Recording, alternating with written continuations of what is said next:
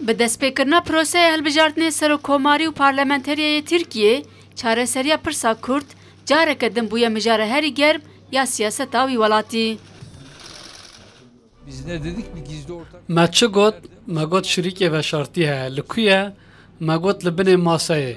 Eger bê bîra te. Niha ji bin masayê derket ser masayê. Em dizanin ku CHP û HDP şirîkên herî mezin in. HDP û PKK jî heman tiştin. Daxuyaniyên herî dawî yên berpirsên payebilind yên PKK derbarê hilbijartinan de nîqaş zêdetir kirine. Bi taybetî jî ew daxuyaniya endamê encûmena cîbcîkarê kecekê Sebrî Ok ku dibêje li ser daxwaza dewletan û hêzên mezin wan agirbest ragihandiye û heta piştî hilbijartinan jî dema agirbestê dirêj kirine.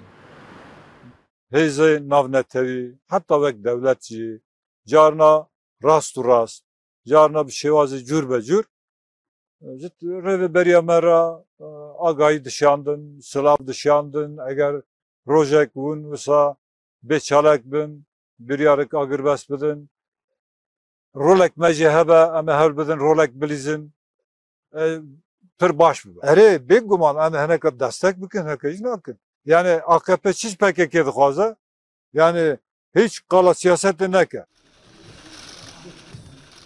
Serokkomarê Tirkiye û serokê AKP ku di dema 20 salên desthilata xwe de ber bi çareserkirina pirsa Kurd û bo bi dawîkirina şerê çekdariyê 40 salî yê PKK gavên wêrek avêtine lê PKK tohmetbar dike ku li cihê aştiyê şer hilbijartiye.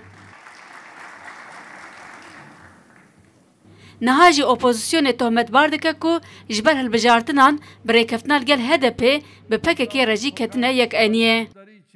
PKK terör örgütünün parlamentodaki uzantısı... Yên ku li gel berdewamiya rêxistina terorê PKK li parlamentoyê di nav ofîsa li parlamentoyê serdar kirin, ma ne partiya serekeye opozisyonê bû. Wê partiya opozisyonê li gel wan li pişt deriyan veşartî behsa çi kir?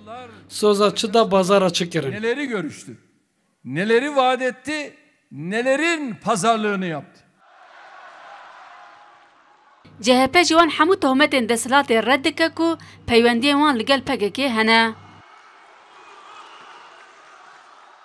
Dün Oslo'da kamu görevlilerini terör örgütüyle doğrudan... Yego doh li Oslo'ya birêxistina terorê re karmendên dewletê raserast li ser maseyê kom kir, li xaborê dadgeheke seyar ava kir, yeko parastina wan kesan dike got bi werîsê berazan jin xeniqandine û hevpeyman li gel wan kiriye û lîste nivîsandiye Erdoganê.